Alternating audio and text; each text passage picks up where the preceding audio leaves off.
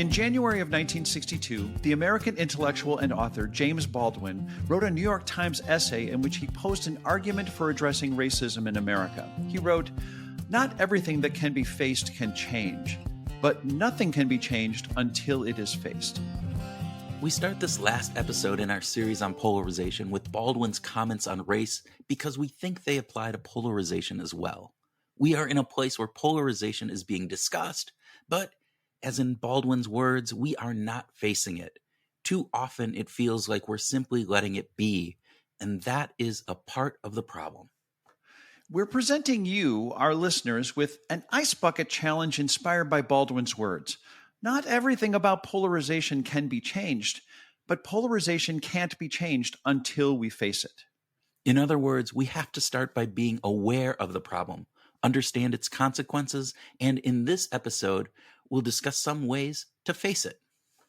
We hope that the first two episodes have expanded your thinking and your awareness about polarization, and we hope that this episode will expand it even more, and if we do our job right, help you face polarization head on. Let's begin this episode with our conversation with Jan Voelkl, a postdoc at Stanford University. A postdoc means that he's completed his PhD training, but he's not a professor yet. But we are pretty certain that he's headed that way. And we are pretty sure he's going to be great because he's been doing some great research. We talked to Jan about some research that he and his co-authors did that had a very clever approach. Rather than creating an individual intervention like Sandy and Joss did in episode 1, Jan and his cohorts decided to ask a number of researchers for studies they've already done that they thought delivered great results, and also what ideas they'd suggest for getting a clearer view of polarization. The invitation revealed roughly 200 interventions. Jan summarized the studies so they could be reviewed by his co-researchers. Together, they could determine, through the careful examination of the existing studies, which of them had the highest likelihood of success. Jan started our conversation by describing what his analysis revealed about the way people feel towards other people who are in their same party, co-partisans as he calls them, versus our feelings about people in other parties. Let's listen. So that is where the data is very clear that over the last few decades, Americans haven't changed very much in terms of how they have viewed co-partisans. That has been more or less mildly positive feelings towards co-partisans. So if we share the same, if we're on the same team, I generally feel pretty good about you. And you generally feel pretty good about me. Exactly. Yes, that's the perfect way to put it. And at the same time, 40 years ago, I was feeling maybe mildly negative about an opposing partisan. Yeah. However, by now, that is pretty negative. Oh. So this is we often see this on a so-called feeling thermometer, where 0 would mean very cold or unfavorable feeling. Yeah. 100 would mean very favorable or warm feeling. And we see that there has been a drop of 20 to 25 points, in particular since the year 2000. So this affective polarization is really driven by more intensely negative feelings towards our partisans. So according to the research, how we feel about our own party hasn't significantly shifted over the years, but our perceptions of the other side have significantly dropped. This is why the partisanship is so much worse than it was in the past. So we asked, is there any hope for American democracy? There are a lot of researchers and practitioners out there who are trying to do a lot of work on reducing affective polarization and strengthening democratic attitudes. This is the case in psychology, political science, sociology, communication, economics. All of these people have valuable things to say. And outside of the whole academic ivory tower, there are a lot of practitioners in what we often call bridging organizations who are working on these issues and have unique insights that we academics don't really have. This is where Jan asked researchers to submit their best ideas through an open source crowdsourcing process on ways to combat polarization. Because they got so many submissions, they had to narrow things down. In their first study, they decided to use all US-based participants, but test 25 separate conditions, or what the researchers would call interventions. And these interventions differed quite a lot. We, for example, had one intervention that basically showed ad that was produced by the beer company Heineken, showing people with very different political beliefs and then bringing them together by asking them to build a bar together. And then right before they got to share the very incentive for building this bar together, which was a beer from Heineken. From Heineken, yeah. They confronted them with a video package showing that they had very different political beliefs. Just a fun note, Josh Greene had also explored the same Heineken beer video in some of his research. Way to go, Heineken. And nonetheless, these pairs of people said, okay, we have different political beliefs, but we still respect each other. It was enjoyable to do this task with you. So participants who saw a video of this, what in researcher language we may call positive vicarious contact. So you observe positive contact between members of two different groups, not directly, but you rather see other people here having that contact. That has the strongest overall treatment effect on partisan animosity, reducing how close you feel towards the other side by approximately 10%. So just the fact of showing people a commercial where there is a positive vicarious contact, the effect of decreasing polarization, was really powerful, almost 10%. This was driven by what Jan calls sympathetic exemplars. But we can see that these kind of images that show what we call sympathetic exemplars of people with different political beliefs have a lot of power in swaying people's opinion about the other side. There was one other strategy that Jan and his team found effective. The other big strategy that we found was very effective in reducing partisan animosity was building and emphasizing common cross-partisan identity. So an identity that is shared by both Republicans and Democrats. What they found is that both Democrats and Republicans could identify with a common cross-partisan identity where they viewed themselves as part of a so-called exhausted majority who were just tired of polarization. And more importantly, they could build an intervention that leveraged this shared identity. So the two big psychological strategies they found that worked were, one, casting sympathetic, relatable exemplars of people with different political beliefs, and two, building common cross-partisan identities. Think about structural conditions in which people, voters in the real world, are exposed to different kinds of content repeatedly so that we would see effects over and over again. You can think of this as events in your neighborhood, or things that you see on TV or things that you see on social media. So I think our results are best understood as informing community leaders, political leaders in terms of how to organize these kind of events, what kind of content to put out as, for example, political ads. Yep. And also for social media organizations, what kind of content is dangerous in terms of creating anti-democratic attitudes, in particular in the US. So at each of these different levels, you can think of more structural level interventions that our team is now also working on with our partners on trying to implement that. Okay, Tim, let's groove on this. One thing that I thought Jan identified in his work revolves around this idea of affective polarization and the impact of negative partisan feelings. So this idea that affective polarization is about how Republicans and Democrats feel about each other emotionally, which we've talked about in the other episodes as well. But what I thought was interesting was this idea of a feeling thermometer that these surveys had identified and that they become more common. And the idea that a negative affective polarization is kind of a trend, as a concerning trend in American democracy. I couldn't agree more, Kurt. We've seen this in the first two episodes, that this affective of polarization is such a big deal. It's such an important part of the story, and not the issue polarization. We need issue polarization. We need this idea of having converging ideas and converging issues, and let's talk about those. But how we feel about the other side, that's really not helping us. And it was interesting that it's the feelings of the other side that have changed. It's less about our feelings of our co-conspirators, so to say, right? This idea of who's on our own team. And it's more about what has changed is our feelings of the other political party. Yeah. I thought that Jan's work for reducing polarization actually generated some hope for me.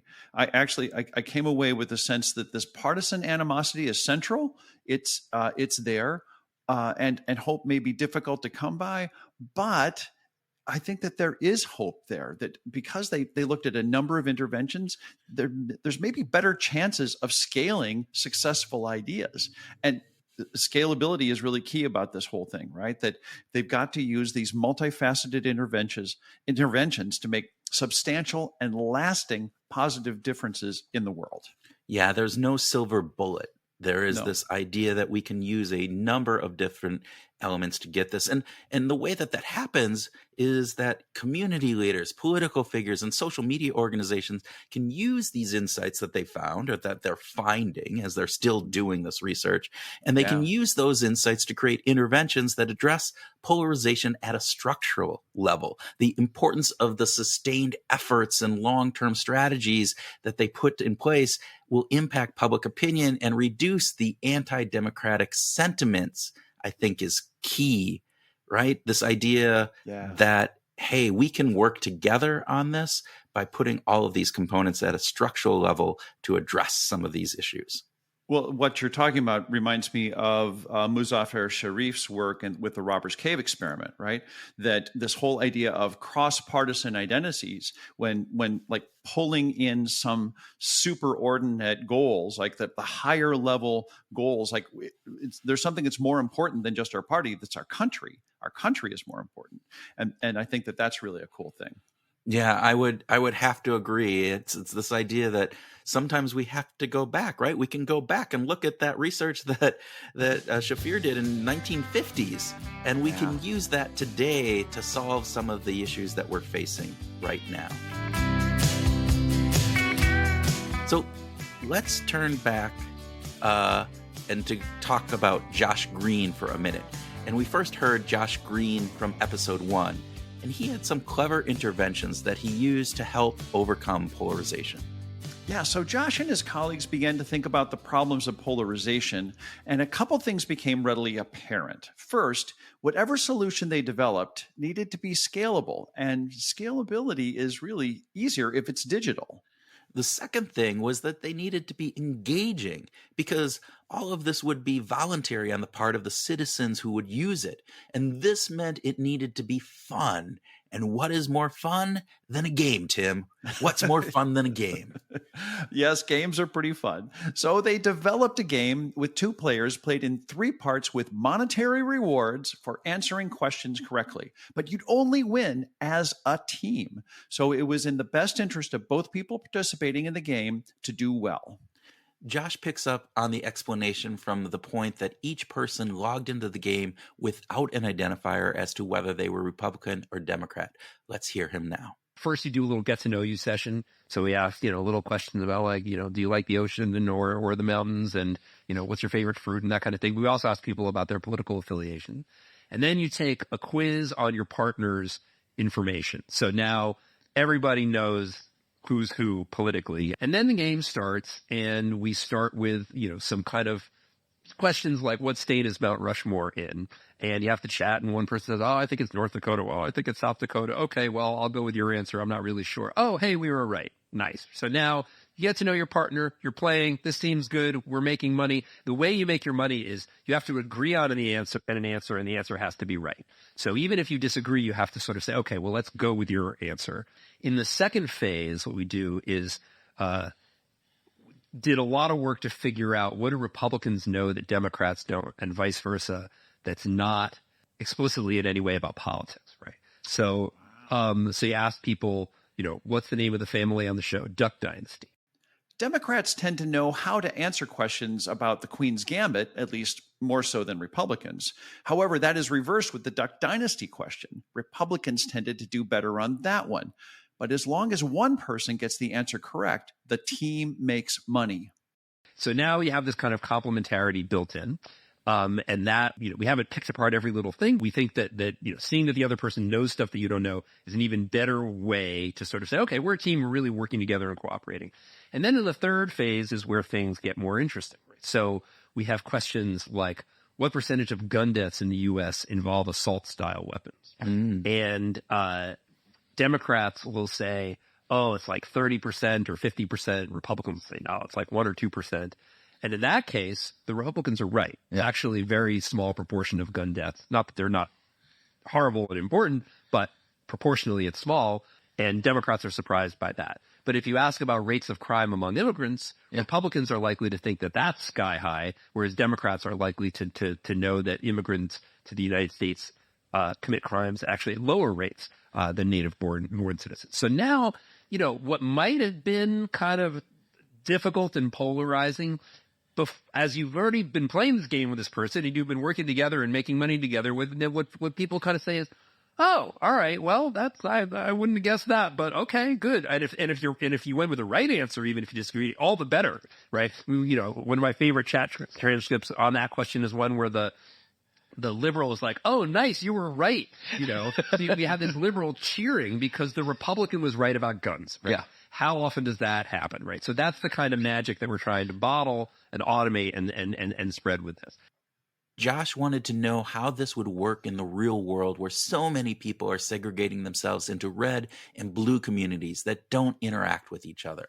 Yeah, I mean, we want the Southern Methodists and the Unitarians, keep teaming up. And so I think, what the game does, it doesn't change people's opinions or change their identities about, maybe eventually it would.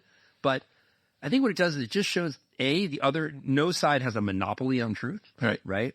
And other people, even people who would vote for someone who you just consider completely unacceptable and a threat to democracy, they can be nice and respectful to you and value your contribution. For Josh and his co-researchers, they knew the game wasn't going to drastically alter the beliefs of the people playing. But what if that could allow players to have some respect and maybe find some common ground for the other?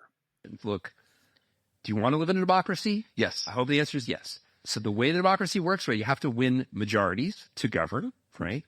And right now, my Cambridge, Massachusetts buddy, you do not have anything close to a governing majority, right? So you may think that you can get from, 20% to 51% with get out the vote. Good luck. You're going to have to find some kind of common ground with people, right? And you can disagree vehemently. But if we can't find a way to treat each other with respect and have a basic level of trust, and I'm not talking about trusting politicians who may be genuinely sociopathic, right? I'm talking about the millions of people who are decent people despite, whatever bad choices they might make or on the other side. We have to find a way to bridge that or we're doomed. Okay, Tim, let's groove on what Josh's study shows us here, right? I think what Josh has done here is really about how do we get people to see the other side isn't just a bunch of bumbling idiots. Right? I mean, and ultimately, it's this idea of saying we have to overcome those stereotypes that we have that are so ingrained because, as we talked about with Jan at the very beginning, our views of the other side have shifted more over the past 20 years. And the reality is that the other side is not that bumbling idiot that we often assume them to be. Yeah. It's pretty terrific, isn't it? Well, here's the problem, though, that in a world of diminishing shared spaces where people of diverse backgrounds used to interact, but don't so much anymore, it emphasizes the importance of creating opportunities for people with different political views to engage with each other positively, like to have connections. Like, look how cities have kind of figured this out over the millennia. Some segregation occurs, of course, naturally, but there's always borders between these communities and even within cities, and people figure it out. They figure out how to work together. Let's kind of give it a chance. Right. And so this idea of using games to create this cooperative experience where they can break down those barriers, those borders, as you say, cross over into the other side, and get to know the people on that other side is really interesting. And I love this idea of using games as a way of breaking down those barriers. Yeah. Ultimately, the games, much like Musa Sharif's work with the Robber's Cave, it brings people together. Yeah, it bridges gaps and builds a foundation for respectful dialogue that is so required in a democratic society, and it's feasible, right? I mean, this, because it is digital, it's scalable, and it can be implemented, which is fantastic. Next up, we spoke with one of the organizers of the conference. She's a postdoc from MIT who's very serious about the importance of cross-disciplinary work. So my name is Kati Kish Bar-On, and I'm a postdoctoral fellow at the Science, Technology, and Society program, which is part of the History, Anthropology, and STS department. We found the fact that she's doing her work in the History and Anthropology department to be a rare combination, and for a good reason. She's studying the philosophy of science, as in how it all fits together into a coherent framework. Theories can actually be examined through philosophical lenses, which are very typically different from the regular behavioral scientist lenses. Let's pick up our discussion on what Kati believes are the big questions in polarization and what are the most important issues to address about polarization from her perspective. How do we actually define polarization? Is it a conflict? Is it a disagreement? Is it something that is it a process? Is it something that is a state of affairs? We are currently polarized, or is it something that we can look at? Okay, so polarization rose and then polarization decreased, and we're currently in the process of a rising polarization in politics. Okay, but the big questions, have to be addressed. They have to be addressed somehow. So we can have a lot of great literature, but we also need to understand what's the motivation for studying this kind of phenomena and what exactly are we studying. And, it can also be related to a more perhaps controversial question of, do we want to decrease polarization? Is polarization a bad thing? Yeah.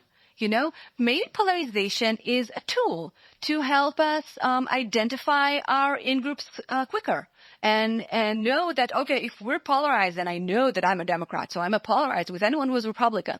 Maybe polarization is a tool to try to help society function better. Because if we identify each other as in-group and out-groups and we don't want to interact with one another, there will be no conflicts. There will be no interactions, okay, for the better and for the worst, okay? But there will be less friction in society. Maybe we want a society that has less friction. I don't know. Maybe we want a society that has more friction because more friction can contribute to the development of new ideas and so on and so forth. These are tough questions that are being asked. Maybe we might actually want a world with more polarization because it makes it easier for us cognitively. Maybe, as Kati noted, removing friction isn't always a good thing. Yeah. And I think that to some extent we need friction to prospect as a society. What we can also think about how to, control this friction. Okay, from that point onwards, we can start to build our, building blocks and better understand society, better understand human behavior, better understand individuals and collectives and systems, and so on. So Kati was asking the big questions, the ones that make my head swim, but they are important. We need to understand those big questions if we really want to make a dent in this polarized world that we live in. And the big questions can lead to different ideas. Kati went on to talk about the importance of using different perspectives as a way to answer those big questions. She postulates that maybe we need to rethink how we frame in-groups and out-groups, not as two different groups, but as a single group on a single continuum. That framing could lead to membership in any group as being more dynamic, where people can shift back and forth from being very far out-group to being just a little less of an out-group, and maybe back again. How about we use in-group and out-group not as two different sides of like this one stands on this one side of the pole and the other one is on the other side. But maybe we can use them as residing again on this same continuum from before. So it doesn't necessarily mean that the people that you view as your outgroup, last year because they have done this and that, maybe they have shifted stance. Maybe if you get to know them a little bit, they will be less determined as your outgroup and they'll move towards you a little bit. They don't have to like get into your in-group, but they will be a little bit closer to you. So the big questions lead to big answers. The idea that if we think of polarized sides as living on a continuum, and that the continuum is dynamic and can shift, and maybe we can use that as a way to pull the two sides a bit closer together. And then she shared a great story about how her daughter moves from one group of friends to a totally different group without any effort, even when they speak different languages. And then I asked her, okay, but what about your after-school friends? And she was like, oh, okay, with them I talk in Hebrew. And I was like, why? Why did you? And she was like, I don't know. It just seemed natural, So and you don't even think about things like that unless you're aware of how do you fit in. And I think that the question of how do you fit in is a question that is a question that follows you throughout your life. And this is a really important observation that she just threw in at the end. We are asking ourselves who we are and redefining ourselves all the time. When we think about knowing ourselves or finding our groove, or even when it comes to polarization, we are regularly readjusting who we are. Kati wrapped up with a hopeful wish. I want to show social scientists that philosophers can talk to them, that historians and anthropologists and STS scholars, we can talk to them and we can also engage and we can also contribute to their work. Okay, so when we think about Kati's work and the conversation that we had with her, I think that it's good to be reminded that polarization isn't categorically a bad thing, right? It adds friction, but sometimes we need a little friction. And it may make decisions easy, but we don't always need to wrestle with all of the ideas and all of the teams and all of the terms and all of the problems. Yeah, so polarization has its uses sometimes. The element, though, the big questions, right, is how do we integrate the understanding of when those are positive frictions that are added in various different things and when they become negative? And as humans, right, what are the barriers that we have to understand as human beings to overcome this polarization, and how do we do that? And this is something I love about behavioral science, is that behavioral science, because it arcs together all of these different disciplines, right? That it actually bridges the traditional barriers that we once thought of when it comes to integrating our understanding of who we are as human beings. And this idea of who I am, right, can be seen through different lenses, and it's constantly changing in our lives. It's constantly being redefined. Why can't we use that aspect of our own human nature that is inherently built into who we are and how we operate in this world?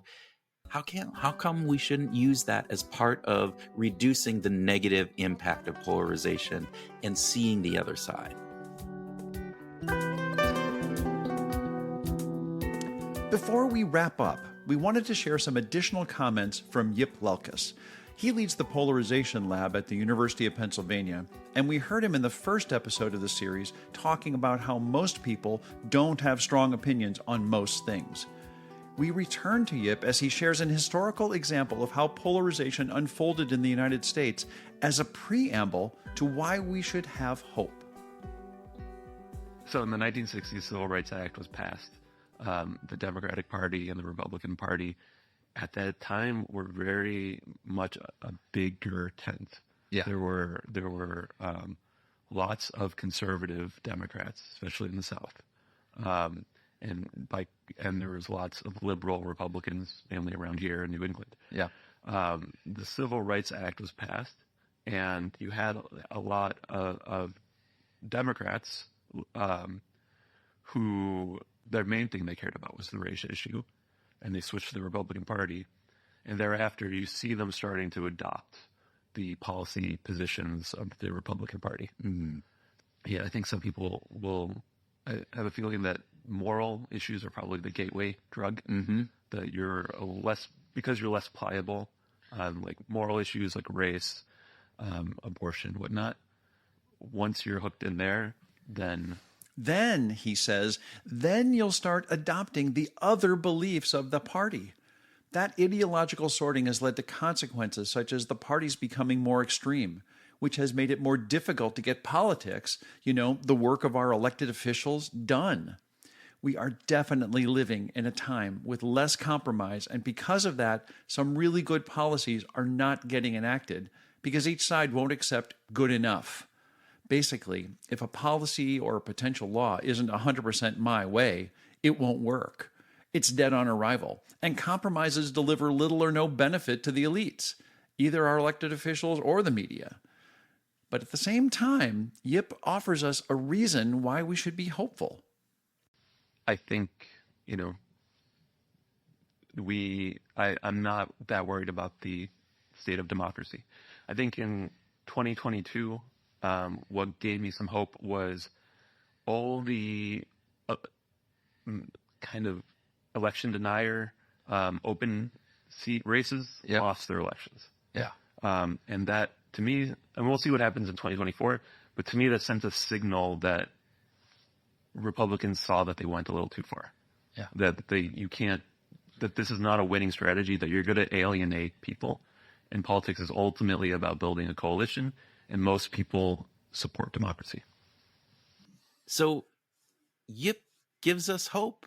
There's still hope that we can get through all of this, that Americans still love democracy. Yes. It in some ways, it's that simple, isn't it? Like, it really is that simple that,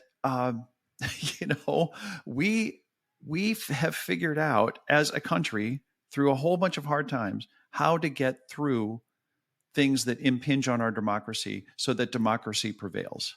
Yes.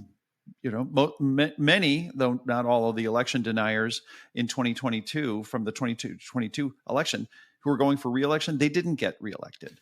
Oh. So I think that's kind of a good sign.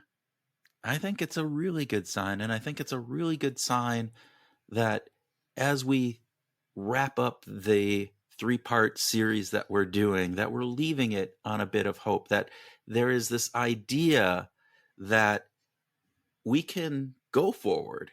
We can take the interventions that we've heard about and the researchers that are doing fantastic work on this, and we can make a change, right?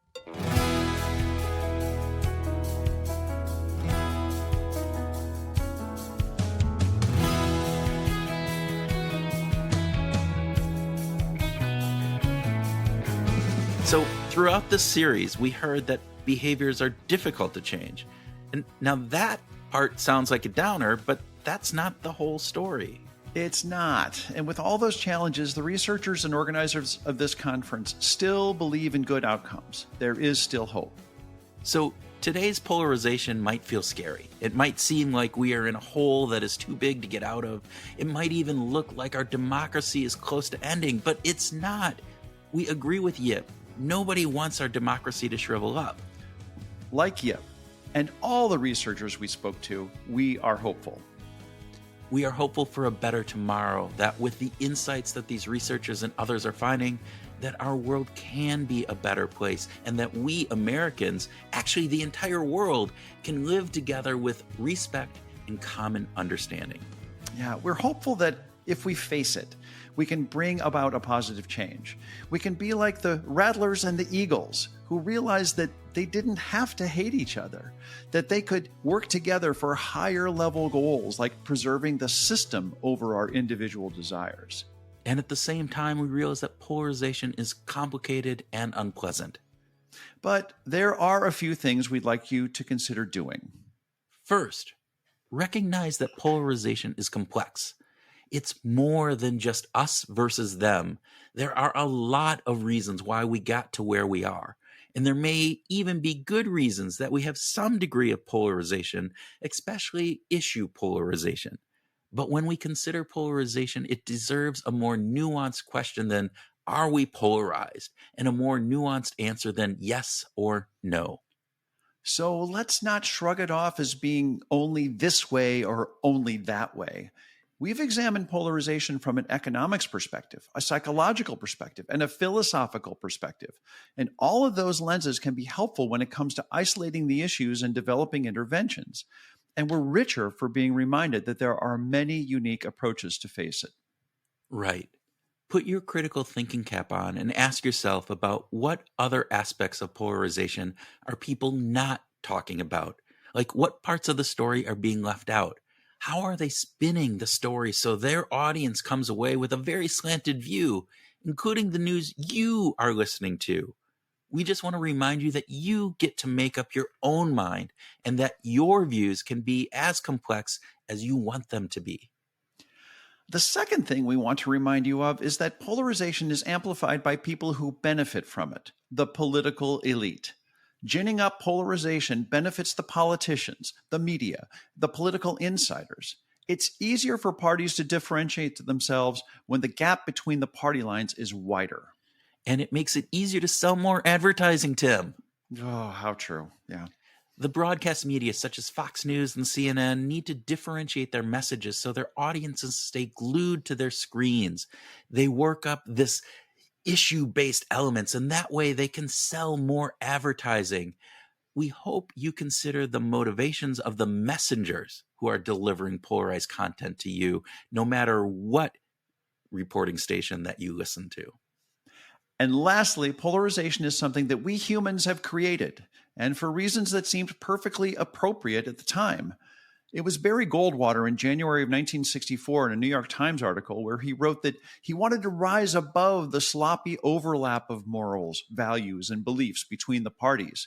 There wasn't enough differentiation in his mind, so he wrote, "I will offer a choice, not an echo." Yeah. Now, Goldwater didn't win that election, but he made it clear to the voting public that they might be better off with clear lines to define the parties. And we can trace much of what we are experiencing today back to Goldwater's comment that he would offer a choice, not an echo. So with that, Groovers, we hope that this episode has offered you a choice, or at least an opportunity, to know more about the challenges and some potential solutions for the polarizing pandemic that is hitting the United States. And one more thing, while the scientific community is working on large-scale solutions, you can do something about polarization too. You can simply talk to someone from across the aisle. Yeah, like you could face polarization by having a conversation that starts and ends with compassionate curiosity. Of course, compassionate curiosity. We come back to that over and over and over. Yeah. Constantly. Ask questions. Learn about the other side. Be curious. Listen to what other people have to say. Yeah, those other people probably aren't as different from you as you might think. Don't be defensive. Don't have an argument. Just be curious about why other people feel the way they do. Ask questions and truly listen to their answers. We think you can do it. By now, your brain is better informed to have those conversations and to consider what you can do about polarization in your world. While Kurt and I are confident that just because we know what to do doesn't mean we'll do it, at least consistently, we also agree that we have to start somewhere. We need to begin by understanding. Ah, Tim, the G.I. Joe fallacy, that knowing isn't even half the battle. That's it. And of course, we know that knowing isn't half the battle, but it's a good start. Let's end on the words of James Baldwin that we mentioned at the beginning of this episode. He wrote, "Not everything that can be faced can change, but nothing can be changed until it is faced. Let us all begin by facing the things that we need to change."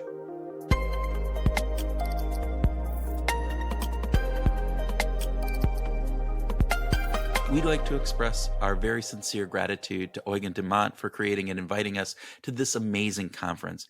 Eugen was super generous. Being at MIT with all of those scholars was really fun, and we loved getting introduced to world-class researchers while they're trying to grab a lunch in the hall between sessions or just having a sidebar conversation with them. Yeah, Eugen's invitation allowed us to sit in on the lecture hall to get ideas and then to sit in the snack room to do interviews. And Kurt and I got to do what we love to do, to have one-on-one conversations with thoughtful and scholarly scientists on this very important topic. Yeah, so a great big thanks to Eugen for inviting us and making this happen. We also want to thank the conference's organizing team for granting us such open access to these scholars and by supporting our recording needs with a dedicated workspace. Special thanks goes to Kati Kish Bar-On and Yph Lelkes, both of whom were incredibly helpful on that front. We also want to thank our guests who took time to sit with us. It was pretty normal for them to spend an hour presenting their ideas to an audience of critical colleagues, but then they came into our snack room to sit with us and say the same thing that they just said, but into one of our microphones. We want to express our gratitude to Dave Rand and his sons Isaac and Miles, Sandy Pentland, Josh Greene, Ryan Enos, and Andrea Robert. We also want to express our special thanks to Kwabna Dankor, Mina Chakara, and Jan Voelkl for their research, their time, and their contributions to this series as well. And lastly, a fond thank you to the Massachusetts Institute of Technology for providing space, food, and drink for 2 days at the conference. With that, we hope you gather up your own thoughts on what to do about polarization and that you use them this week as you go out and find your groove. We aren't really done yet. Why not? But, and what happened to the theme music? We'll get back to that once we finish this bonus track. The bonus track. I love it. Okay, what's up for the bonus track? Okay, we have a very special interview that we're sharing as a bonus track that we think listeners are going to want to stick around for. Let's put it this way, Tim. This bonus track is not just the research, it is about the researchers, plural. Agreed, Kurt. It's a pretty special experience that we hope will go down in the annals of history as being the first interview with two remarkable behavioral scientists. And who are these remarkable behavioral scientists? Well, they're Miles and Isaac Rand. They are the twin sons of Dave Rand. Now, we heard from Dave in the first episode of the series, and when we were wrapping up that interview, Dave ran out into the hall and grabbed Miles and Isaac from their mother while they were doing their own poster presentations at the conference. These boys had the wonderful and unique privilege of being children of very bright and accomplished researchers. And while Dave was quick to point out that the young boys, quote, did all the work, close quote, they are in an environment where they were, as they say, set up for success. Miles and Isaac wanted to know how people interpret and process fake news and who they trust for good information. And each of them created different research projects to study this phenomenon. Miles tested how partisanship impacted the way we'd feel about spending time with someone who is speaking the truth or speaking a falsehood. And Isaac tested the idea about whether or not getting information from someone who believed in God would matter when it was an in-party or an out-party messenger. And just to let you know, the boy's father, Dave, was in the room guiding all of us through the conversation. You might hear his voice as well. We'll start by hearing from Miles about his paper on partisanship and how it impacts how we process true or false statements. I'm Miles and I go to Haggerty, and my paper is about what do people think about fake news shows. In our study we have 1,143 people, and we show them a headline. It's either true or false, or in their party or out in the other party. So, what were you trying to understand? We asked them a question of how nice they would how nice they thought the person was, and if they wanted to spend time with them.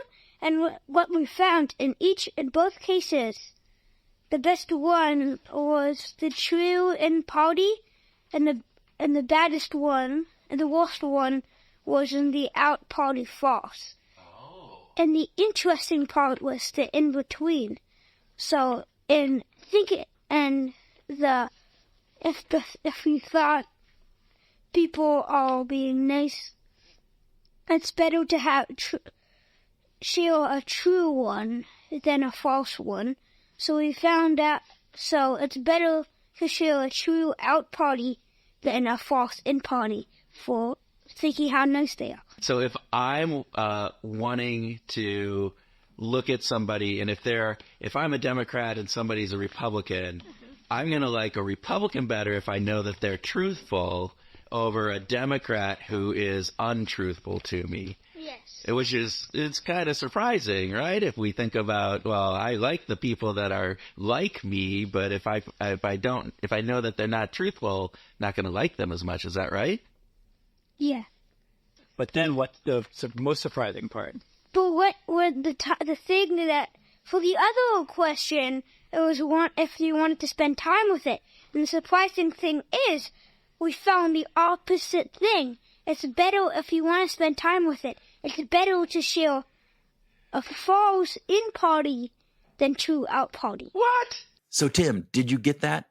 People would prefer to spend time with someone who is of their same party, even when they're sharing information that is false. Wow, that is surprising. It completely shoots down the idea that we care more about truth than our party affiliations. So we wanted to know if that surprised him. Yes, a lot. Yeah. So let me understand. If I want to get to know somebody who is in party, it's better for me to share something that's false. Yes, that's true. But the thing is, it's better about spending time with the share. The out party true is worse than in party false. But which is the best overall? Overall, the best is in party true. The best is in party true. Yeah. Okay. But still, it's sort of like for who you want to spend time with, which is more important, truth or party? Yeah, party. Right, but if we're judging who is a good or bad person or how smart or whatever they are, which is more important, truth or party? Truth. Do you think this applies to 8-year-olds as well? No. No? Are 8-year-olds, they just want to spend time with their friends? And they don't care if they're like the other kids that are on the other little group, do they care about how truthful they are? No, not that much. Not that much. Next, we talked with Miles' brother. My name is Isaac, and I go to Haggerty. Okay. Isaac took a different turn with his experiment. I was going to share a different one about how politics and belief in God affect trust. Okay, so this sounds really interesting. So what did you do in your experiment? Well, we showed them a randomized description of a person, and then we told them about a person, and we randomized what name they are, how old they are, what pet they had, okay, and what job they had, and if they believed in God, or if they didn't believe in God, or if they were Republican, or if they was a Democrat. While we asked them about the name, age, pet, and job, and so they don't know. And then we asked them 3 questions about how much they trusted the person. Okay. And what did you find? What were the results of your study? So we found that overall the people that didn't believe in God for the Republicans got trusted less. Okay. But for the Democrats that were in the party, got trusted the same as if they believed in God or if they didn't believe in God. Okay, so let me understand this. So if I am a Republican, I'm going to believe somebody more if they believe in God, whether or not they're out party or in party. But if they're a Democrat, it doesn't really matter. Yeah. It's about the same. Yeah. So was that surprising to you? Yes, that was surprising to me. What was surprising about it? It seemed really surprising that it was almost the exact same for the people who didn't believe in God when I first saw this. So you were surprised. And what do you think about how this applies to 8-year-olds? Does it matter? No, because I don't think any 8-year-olds even know about politics. And I have one other question. Why do you think people trust the people that believe in God more than the people that don't believe in God in general? I think because they think, like, God is maybe, like, looking over them and seeing everything they do, so they want to be better. That's fantastic. That's terrific. We are so grateful to both of you, Isaac and Miles. Wow, this is just so cool that you have done this, that you learned this, and that you're sharing this with Kurt and me, and we're going to share it with thousands and thousands of people all over the world who listen to our podcast. So, thank you. What do you think? You're welcome. You're welcome.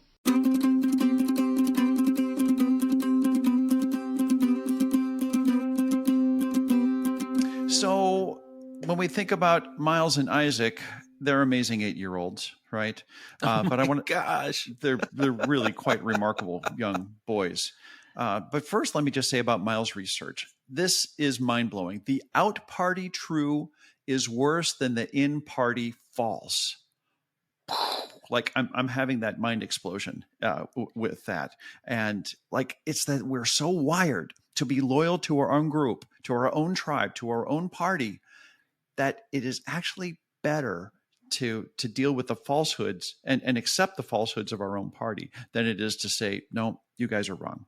and this was research that was thought up and done by an 8-year-old, Tim. This Right. this is crazy when you think Yeah. about this. But we need to be very careful. What I think, Miles' research points to is, what are the falsehoods that we're believing just because of the tribe or group or political organization that we are a member of, right? Mhm. Because that affiliation drives this idea that I'd much rather prefer to hear a falsehood or to believe a falsehood within my own party than to actually face the truth from somebody who's not a part of that party. Yeah. Maybe this is sort of like the Solomon Asch thing, where we tend to go along with what the group says. That if the group says, or some authority figure says, well, this is what's true, we're like, yeah, maybe it's not really true, but I'm just going to go along with it. That line doesn't look like it's the longest one to me, but everybody else says it is, so therefore it must be, right? And I'm just going to, yeah, that is what this is to a certain degree. There's a part of that. yeah. Isaac's research was also really interesting. This idea Mhm. that belief in God matters more to Republicans than it does to Democrats when it comes to trusting that person. Yeah, and I thought that this is really interesting, because if we think about democracy as in some ways sort of being similar to or tantamount to a meritocracy, where basically people are supposed to get ahead because of their ideas, that the best idea gets voted on and becomes more popular, we can see a built-in bias for half the population, that Republicans are going to have a harder time, even with true information, if they believe that the messenger does not believe in God. Yeah, so Isaac's research, I think, really points out that there's a big problem when we have half of the population who looks at trust as based upon your belief in God or not, regardless of the truth around that information, whether or not you believe in God does not matter how good your recipe is for salmon on the grill, right? This idea that there, and yet there's going to be harder. Oh, I don't know. You don't believe in God. How can you have a good recipe on this? How can I trust that it's going to be good from you? And with that, I think we are the first behavioral science podcast in the entire universe to have 2 8-year-old twin scientists explain the research to the world. And that was just so much fun. Yeah. We see great things in their future. And you, Groovers, can say that you heard them here first.